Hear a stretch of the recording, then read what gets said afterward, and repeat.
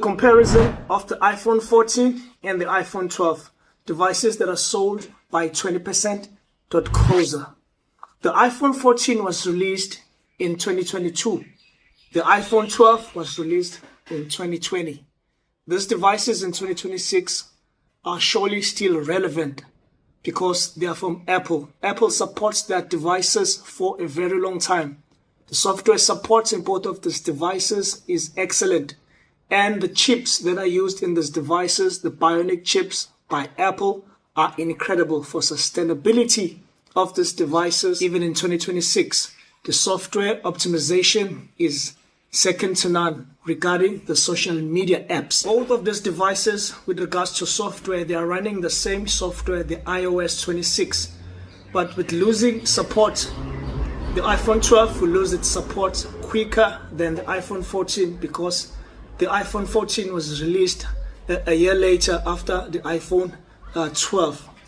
But still recommended in 2026 because these devices are incredibly smooth even up to today's standards in 2026 because of the software support and the chips that they run with.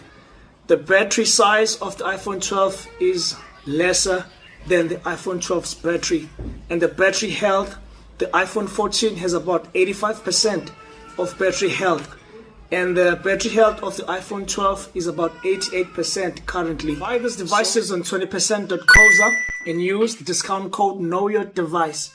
I've been testing the cameras of these devices. There are my previous videos where I've been shooting with both of these devices. You can go check my previous posts to see the camera quality inside the TikTok app because optimization is absolutely incredible.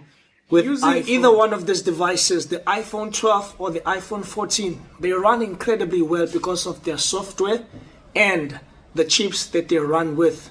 However, on the iPhone 12, because it has a less of a RAM, which is 4 gigabytes compared to the RAM of the iPhone 14, which is about 6 gigabytes of RAM. When you're doing multitasking, this one will feel the heat a bit more quicker than the iPhone 14, which is having 6 gigabytes of RAM. That's the only difference, and also the battery sizes of these. That you should note on these iPhones, because they are China models, they use 2 SIM cards, the nano SIM cards, and there's no eSIM support. Apple Pay works incredibly well. The bank apps, they work normally. Everything just works fine with these devices, even though they're China variants, as are those devices which are global devices.